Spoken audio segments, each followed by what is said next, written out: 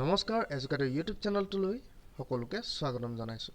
যেহেতু কমেন্ট আহি আছিল যে কি উচ্চতৰ মাধ্যমিকৰ দ্বিতীয় বৰ্ষৰ ৰাজনীতি বিজ্ঞানৰ 2 নম্বৰ লেসনটোৰ ওপৰত প্ৰশ্ন উত্তৰ আলোচনা কৰিব লাগে, গতিকে তাৰ ওপৰত মই আজি এই ভিডিঅ'টো লৈ আহিছোঁ।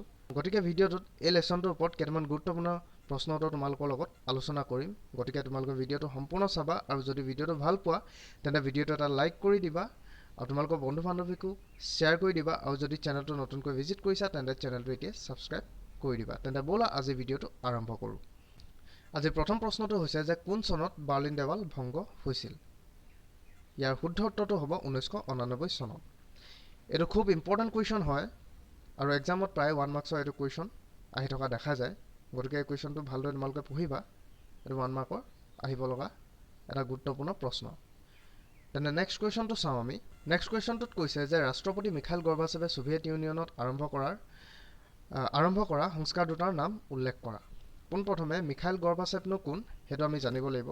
তেওঁ হৈছে ছোভিয়েট কমিউনিষ্ট পাৰ্টিৰ সাধাৰণ সম্পাদক পদত তেওঁ যেতিয়া অধিষ্ঠিত হৈছিল 1985 চনত, তেতিয়া তেওঁ এই সংস্কাৰ কাৰ্যসূচী আৰম্ভ কৰিছিল। দুটা সংস্কাৰৰ পৰা আৰম্ভ কৰিছিল তেওঁ। এটা হৈছে গ্লাছনোষ্ট আৰু আনটো হৈছে পেৰেষ্ট্ৰইকা।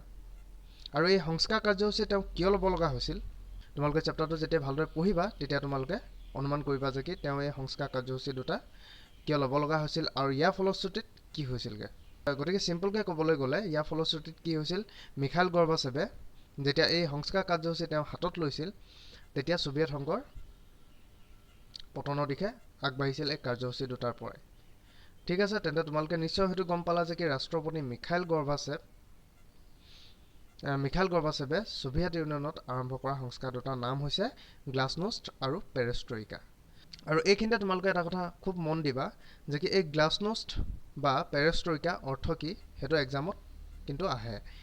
গতিকে তাৰ লগত মই সংগতি ৰাখি ইয়াৰ নেক্সট কুৱেশ্যনটো দিছোঁ তোমালোকক যে গ্লাছনোষ্টৰ অৰ্থ ব্যাখ্যা কৰা। গতিকে চাওঁ যে এই গ্লাছনোষ্টৰ অৰ্থনো কি।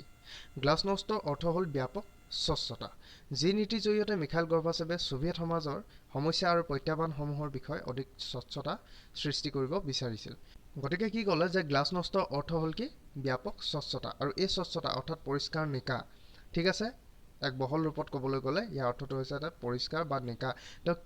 তেওঁ কি বস্তুৰ ওপৰত ইমান স্বচ্ছতা আনিব বিচাৰিছিল চোৱা এতিয়া তোমালোকে, যে যি নীতিৰ জৰিয়তে তেনেকুৱা এটা নীতি প্ৰস্তুত কৰিব বিচাৰিছিল যি নীতিৰ জৰিয়তে যে ছোভিয়েট সমাজৰ সমস্যা অৰ্থাৎ ছোভিয়েট সমাজৰ যিমানখিনি সমস্যা আছিল বা যিমানখিনি চেলেঞ্জ যিমানখিনি প্ৰত্যাহ্বান আছিল সেই সকলোখিনি সমাধান কৰি তেওঁ এক স্বচ্ছতা সৃষ্টি কৰিব বিচাৰিছিল আৰু ইয়াক চমুকৈ গ্লাছনোষ্ট বুলি কোৱা হয়। ঠিক আছে, গতিকে গ্লাছনোষ্টৰ অৰ্থ কি হয়তো তোমালোকে বুজি পালা।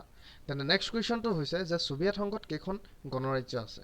গতিকে ছোভিয়েট সংঘ 15খন গণৰাজ্য লৈ সৃষ্টি হৈছিল। ঠিক আছে, এইটো মন দিবা তোমালোকে। নেক্সট কুৱেশ্যনটো হৈছে ছোভিয়েট ইউনিয়ন কিয় ভংগ হৈছিল? গতিকে এইটো খুব গুৰুত্বপূৰ্ণ এটা প্ৰশ্ন হয় যে ছোভিয়েট ইউনিয়ন কিয় ভংগ হৈছিল। যিহেতু ছোভিয়েট ইউনিয়ন এটা মহাশক্তি হয়নে?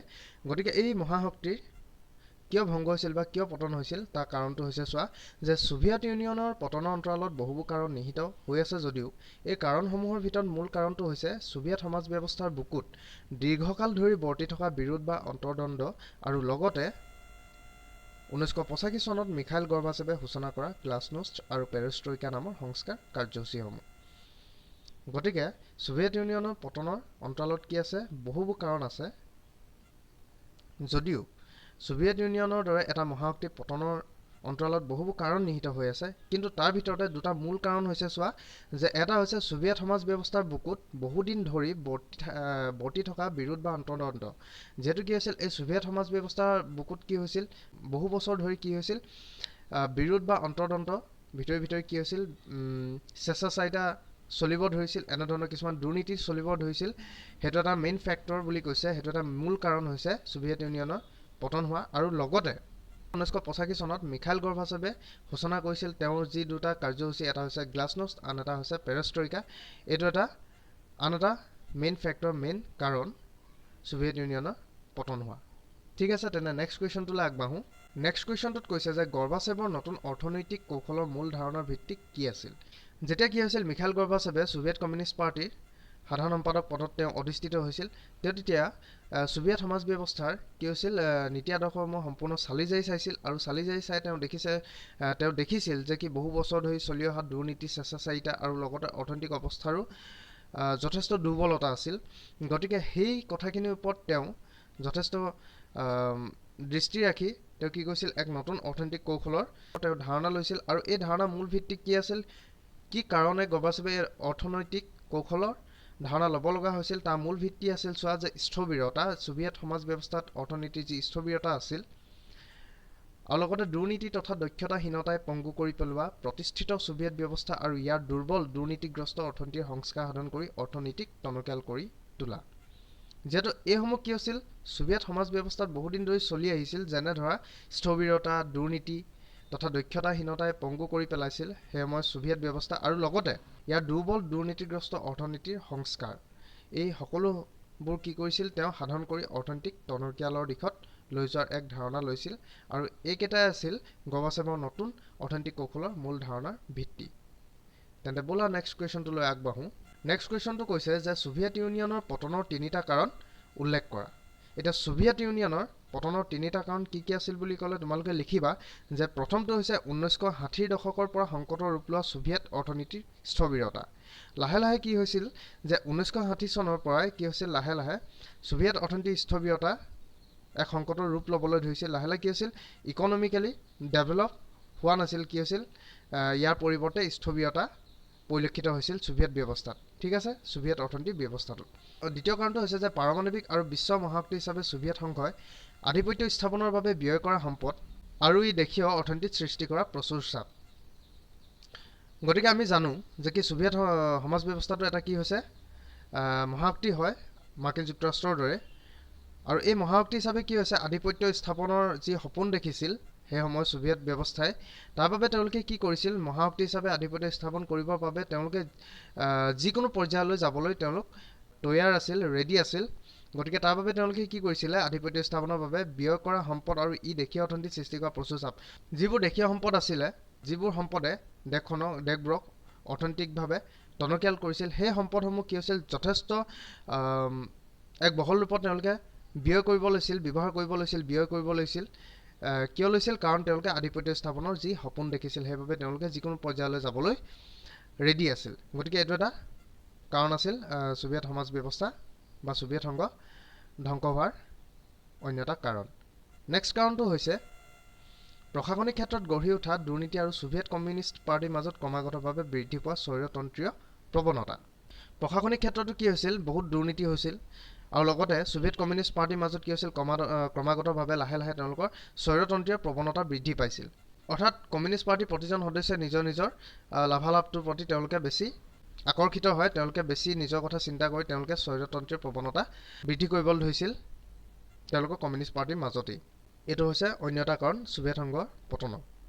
তেনে ব'লা নেক্সট কুৱেশ্যনটোলৈ আগবাঢ়োঁ। নেক্সট কুৱেশ্যনটো কৈছে যে ছোভিয়েট ইউনিয়নৰ ভাঙোনৰ 3টা ফলাফল লিখা। এতিয়া ছোভিয়েট ইউনিয়নৰ ইয়াৰ আগৰ কুৱেশ্যনটো কৈছিল, তোমালোকে ভালদৰে মন দিবা যে ইয়াৰ আগৰ কুৱেশ্যনটোত কৈছিল যে ছোভিয়েট সংঘ কিয় ভংগ হৈছিল তাৰ 3টা কাৰণ। এতিয়া ছোভিয়েট সংঘ ভংগ হোৱাৰ পিছত তাৰ ফলাফল কি আছিল, ছোভিয়েট ইউনিয়নৰ ভংগ বা পতন হৈ যোৱাৰ পিছত তাৰ কি কি ফলাফল পোৱা গৈছিল, তাৰ 3টা ফলাফল লিখিব কৈছে আমাক। গতিকে তাৰ প্ৰথমটো ফলাফল হৈছে যে শীতল যুদ্ধৰ সংঘাতৰ অৱসান। যিহেতু কি হৈছিল, মাৰ্কিন যুক্তৰাষ্ট্ৰ হৈছে এটা মহাশক্তি, অন্য এটা মহাশক্তি হৈছে ছোভিয়েট ইউনিয়ন বা ছোভিয়েট সংঘ। গতিকে এই দুটা মহাশক্তিয়ে কি হৈছিল, বিশ্বত নিজৰ আধিপত্য বিস্তাৰ কৰিব বিচাৰিছিল, আৰু তাৰ বাবে কি হৈছিল, দুটা মহাশক্তিৰ মাজত শীতল যুদ্ধৰ আৰম্ভণি ঘটিছিল। আৰু যেতিয়া কি হ'ল, ছোভিয়েট ইউনিয়ন বা ছোভিয়েট সংঘৰ পতন হ'ল, তেতিয়া কি হ'ল, শীতল যুদ্ধৰো সংঘাতৰ অৱসান নাইকিয়া হৈ গ'ল, অৰ্থাৎ শীতল যুদ্ধও নাইকিয়া হৈ গ'ল। এইটো একেবাৰে সাধাৰণতে বুজি পোৱা এটা কাৰণ হয়। যিহেতু কি হৈছে, দুটা মহাশক্তিৰ ভিতৰত যদি এটা মহাশক্তি কি হৈ যায়, নাইকিয়া হৈ যায়, তেন্তে কি হয়, যুদ্ধৰ কোনো প্ৰশ্নই নুঠে, নহয় জানো। তেনে ব'লা ইয়াৰ দ্বিতীয় ফলাফলটো চাওঁ যে একক বিশ্ব মহাশক্তি হিচাপে মাৰ্কিন যুক্তৰাষ্ট্ৰৰ উত্থান। এতিয়া কি হ'ল, এটা মহাশক্তি যিহেতু নাইকিয়া হৈ গ'ল, ছোভিয়েট ইউনিয়ন, গতিকে একক বিশ্ব মহাশক্তি হিচাপে কোন থাকি গ'ল, মাৰ্কিন যুক্তৰাষ্ট্ৰ থাকি গ'ল। গতিকে একক বিশ্ব মহাশক্তি হিচাপে মাৰ্কিন যুক্তৰাষ্ট্ৰৰ আৱিৰ্ভাৱ ঘটিল। নেক্সট ফলাফলটো হৈছে যে এই সংঘৰ ভাঙনৰ ফলশ্ৰুতিত বহুসংখ্যক নতুন স্বাধীন ৰাষ্ট্ৰৰ উত্থান বা আৱিৰ্ভাৱ ঘটিছিল। গতিকে ছোভিয়েট সংঘ যেতিয়া ভাঙন হ'ল বা যেতিয়া পতন হ'ল তাৰ ফলত কি হ'ল কেইবাখনো ৰাষ্ট্ৰ নিজস্বভাৱে স্বাধীন হ'ল ঠিক আছে কোনকেইখন ৰাষ্ট্ৰ স্বাধীন হ'ল তোমালোকে লেসনটো ভালদৰে পঢ়িবা তেতিয়া ভালদৰে বুজি পাবা নেক্সট কুৱেশ্যনটো হৈছে যে ছোভিয়েট ৰাজনৈতিক ব্যৱস্থাৰ দুটা বৈশিষ্ট্য লিখা ছোভিয়েট ৰাজনৈতিক ব্যৱস্থাৰ কি কেৰেক্টাৰিষ্টিক্স আছিল তাৰ দুটা লিখিবলৈ কৈছে প্ৰথমটো হৈছে ছোভিয়েট ৰাজনৈতিক ব্যৱস্থা সমাজবাদী আদৰ্শৰ ওপৰত প্ৰতিষ্ঠিত আছিল তোমালোকে হয়তো যিসকলে লেসনটো ভালদৰে পঢ়িছা নিশ্চয় গম পাইছা যে কি ছোভিয়েট ৰাজনৈতিক ব্যৱস্থা সমাজবাদী আদৰ্শৰ ওপৰত প্ৰতিষ্ঠিত আছিল আনহাতে মাৰ্কিন যুক্তৰাষ্ট্ৰ পুঁজিবাদী আদৰ্শৰ ওপৰত প্ৰতিষ্ঠিত আছিল আৰু ছোভিয়েট ৰাজনৈতিক ব্যৱস্থা অন্য এটা বৈশিষ্ট্য হৈছে যে এই ব্যৱস্থাত কি আছিল এটাই মাত্ৰ ৰাজনৈতিক দল আছিল সেই দলটো হৈছে কমিউনিষ্ট বা সাম্যবাদী দল আজিৰ ভিডিঅ'টো একেবাৰে শেষৰ প্ৰশ্নটো হৈছে যে ৰাছিয়াত সমাজবাদী আন্দোলন কেতিয়া আৰম্ভ হৈছিল গতিকে ইয়াৰ শুদ্ধ উত্তৰটো হৈছে 1917 চনত ৰাছিয়াত সমাজবাদী আন্দোলন আৰম্ভ হৈছিল গতিকে আজি ভিডিঅ'টোত ইমানে আছিল যদি ভিডিঅ'টো তোমালোকে ভাল পালা তেনে ভিডিঅ'টোত লাইক কৰি দিবা শ্বেয়াৰ কৰি দিবা আৰু লগতে আমাৰ চেনেলটোত তোমালোকৰ বাবে পৰীক্ষা পইণ্ট অফ ভিউৰ পৰা এনেধৰণৰ ভিডিঅ' মই তোমালোকে পাই থাকিবলৈ চেনেলটো এতিয়া ছাবস্ক্ৰাইব কৰি দিবা ধন্যবাদ